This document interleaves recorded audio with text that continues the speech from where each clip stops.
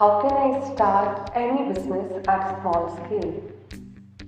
मुझे किन किन चीज़ों की ज़रूरत पड़ेगी या ऐसे किन स्टेप से गुजरना पड़ेगा अगर मैं ये बिज़नेस स्टार्ट करना चाहती हूँ तो आज उन्हीं सब बाकी चीज़ों के बारे में बात करेंगे। जितना सिंपल तरीके से हो सकता है उतने सिंपल तरीके से इसको समझने की कोशिश करेंगे।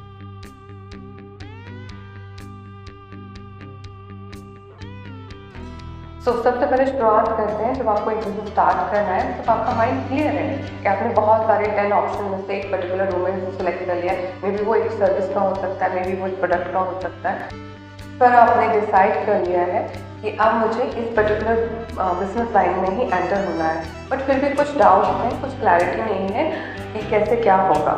ठीक है, तो उसके बारे में आज हम बात करते हैं। तो जब आपने एक चीज़ डिसाइड करी कि आपको एक प्रोडक्ट में या बिजनेस एक प्रोडक्ट में या सर्विस में ही एंटर होना है, तो जो सबसे पहले शुरुआत आती है ना वो एंटरप्राइज के रजिस्ट्रेशन की आती है।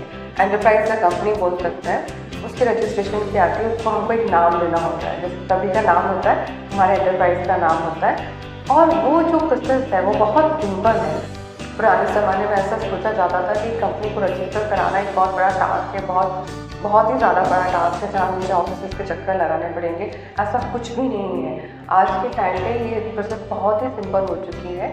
आपका जो एंटरप्राइज है, जो मैं सपोज करूँगी कि वो एक माइक्रो लेवल में ही होगा, जो बहुत एकदम इनिशियल लेवल का होता है जिसे कहा जाए, तो उस स्टेज में आप सिंपल उद्यम आधार कार्ड का रजिस्ट्रेशन करा सकते हैं। जो पूरा प्रोसेस ऑनलाइन है और सारे स्टेप्स वहाँ पे दिए गए हैं, सारा कुछ वहाँ पे दिया गया है, आप खुद कर सकते हैं। अगर फिर भी आपके माइंड में कहीं डाउट आता है, डर लगता है, तो आप ये पर्टिकुलर टास्क किसी कंपनी को हायर करके, मतलब किसी ये टास्क आप असाइन कर सकते हैं। बहुत सारी कंपनीज हैं इंडिया में जो ये टास्क आपके लिए करके आपको दे सकती है। फॉर एग्जांपल इंडिया फाइलिंग होगी और आप बहुत सारे ऐसे भी आप सर्च करोगे तो आपको मिलेगा।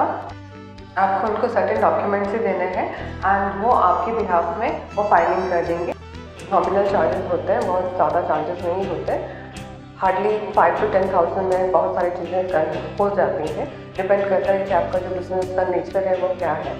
सारा कुछ प्रोसेस ऑनलाइन ही होगा एंड आपने जो एड्रेस दिया है उसी एड्रेस में आपको सारे डॉक्यूमेंट्स मिल जाएंगे। तो ये प्रोसेस उतनी कॉम्प्लेक्स नहीं है जितनी दिखती है, तो ईजी है ये, आप रिलैक्स हो जाइए। अब बात आती है लैंडिंग पेज की। लैंडिंग पेज या वेबसाइट। वेबसाइट पुराना नाम है क्योंकि वहाँ पे बहुत सारी जगह हम जा सकते हैं, बहुत सारे टैब्स होते हैं। लेकिन अगर आप जानते हैं कि आपका जो प्रोडक्ट है वो सिंगल लैंडिंग पेज में भी आप उसका डिस्क्रिप्शन दे सकते हैं। सिर्फ फीचर के बारे में बात नहीं करना है वहाँ पे। फीचर के अलावा आपको वहाँ पे यूएसपी देना है। कोई भी पर्सन आपकी सर्विस या प्रोडक्ट को क्यों खरीदे, वो कुछ पॉइंटर्स ऐसे होना चाहिए जो पर्सन को फर्स्ट ग्लैंस में ही समझ में आए, तो आपका प्रोडक्ट इजीली लोगों तक पहुंचेगा। वो फर्स्ट स्टेज होता है। आप कंटेंट खुद डेवलप कर सकते हैं। अगर आप वेबसाइट में वर्डप्रेस जैसा नहीं जानते हैं कि कैसे उसको ऑपरेट किया जाता है, तो आप वो करा के ले सकते हैं। But basic one landing page भी आपको बहुत ज़्यादा कॉस्ट नहीं करेगा, वो भी इकोनॉमिकल ही होगा। अगर आप वर्डप्रेस जानते हैं तो आप खुद कर सकते हैं। अब अपने फ्रेंड सर्कल में किसी को पता कर सकते हैं कि वर्डप्रेस आता है किसी को, तो आप उससे करा सकते हैं। ये बहुत ज़्यादा टेक्निकल पार्ट नहीं है। वंस आपका लैंडिंग पेज रेडी है, मैं सजेस्ट करूँगी प्रमोशन स्टार्ट कीजिए। मे बी अगर आप अभी बैकग्राउंड में अपने प्रोडक्ट या सर्विस पर फिर भी काम कर रहे होंगे, उस टाइम के दौरान भी आप अपना प्रमोशन स्टार्ट कीजिए। प्रमोशन जब आप स्टार्ट करेंगे तो आपको पता चलेगा कि लोगों का रिएक्शन कैसा है एंड उनका इंटरेस्ट लेवल कितना है। क्योंकि आज के टाइम पे कोई भी प्रोडक्ट या सर्विस लोग मास के लिए नहीं बनाते हैं, वो एक नीश के लिए बनाते हैं, एक सेट ऑफ पीपल के लिए बनाते हैं, ताकि उन ज़्यादा से ज़्यादा वो फोकस कर पाए उनकी रिक्वायरमेंट को फुलफिल करने के लिए। अगर आपका कंसल्टिंग का, कोचिंग का या ट्रेनिंग का ऐसा कोई बिजनेस है, ऐसा नेचर ऑफ सर्विस है आपकी, तो इससे ज़्यादा आपको वर्क नहीं करना पड़ेगा।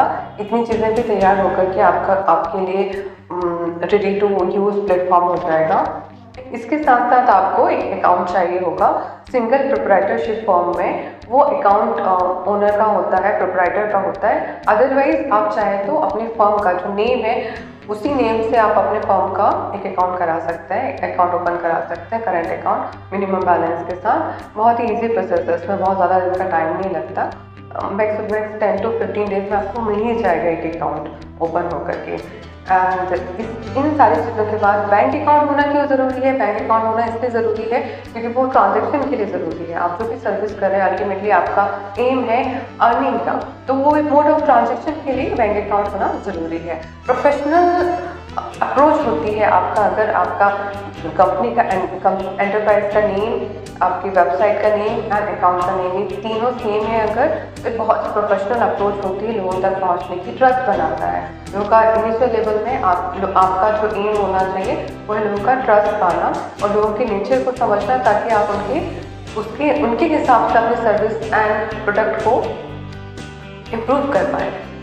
तो वो आप कैसे कर सकते हैं? वो आप अल्टीमेटली जब आपने जब प्रमोशन स्टार्ट किया, जब आपने प्रमोशन स्टार्ट किया, लोगों का नेचर को समझा, उसके साथ आपने फीडबैक लेना शुरू किया। फीडबैक लेकर के प्रोडक्ट को इम्प्रूव करना अनदर इम्पॉर्टेंट एस्पेक्ट होता है जो करना ही चाहिए। बस इतना ही चाहिए और इससे ज़्यादा कुछ लगता नहीं है, जिसमें अगर मैं दोबारा रिवाइज करूँ तो आपका कंपनी रजिस्टर, आपका एंटरप्राइज रजिस्टर्ड होना चाहिए, एक आपके पास लैंडिंग पेज होना चाहिए एंड उसके साथ आपका एक अकाउंट होना चाहिए, बैंक अकाउंट होना चाहिए। आपको प्रोडक्ट का जो प्रमोशन है उसके बारे में इंफॉर्मेशन होना चाहिए। मैं कभी भी ऑफलाइन प्रोडक्ट प्रमोशन के बारे में बात नहीं करूँगी क्योंकि ऑफलाइन प्रोडक्ट प्रमोशन आज के डेट में बहुत कॉस्टली है, उसका रिजल्ट भी बहुत पुअर आता है। बट वहीं आप अगर ऑनलाइन प्रमोशन करते हैं, मे बी अगर आपकी सर्विस ऑफलाइन भी है तो भी उसका प्रमोशन ऑनलाइन कीजिए, उससे आपका रिजल्ट बेटर होगा ऑफलाइन के कंपैरिजन में।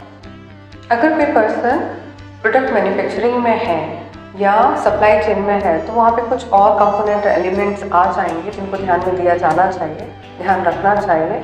जैसे आपका रॉ प्रोडक्ट का परचेज हो गया या फिर जो आपने प्रोडक्ट बनाया है उसका प्रॉपर स्टोरेज हो गया, पैकेजिंग हो गया, डिलीवरी हो गया, ये सारी चीज़ों को भी ध्यान में रखना पड़ता है। बट ये बहुत बड़ा कोई रॉकेट साइंस नहीं है, डूएबल है।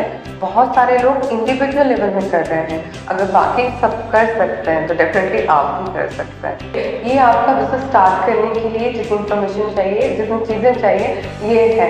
एक बार जब ये करना शुरू करते हैं उसके बाद आप एंटर हुए हैं उस समय, उसके बाद आपको पता चलेगा कि आपका जो भी आप थॉट को लेकर एंटर हुए हैं वो वर्केबल है या नहीं, लोगों को पसंद आ रहा है कि नहीं। इस वजह से आपको इसमें बहुत ज़्यादा इन्वेस्ट नहीं करना है। अगर मैं एक समराइज करूँ तो 10 to 20K के अंदर में ही आपको अपना फर्स्ट बिजनेस स्टार्ट करना चाहिए, ताकि अगर उसमें कोई चांसेस हो लॉस होने के या फेल होने के तो एक बहुत बड़ा लॉस ना हो, आप उसको सीखने के जैसे सीख करके नेक्स्ट लेवल बढ़ सकते हैं।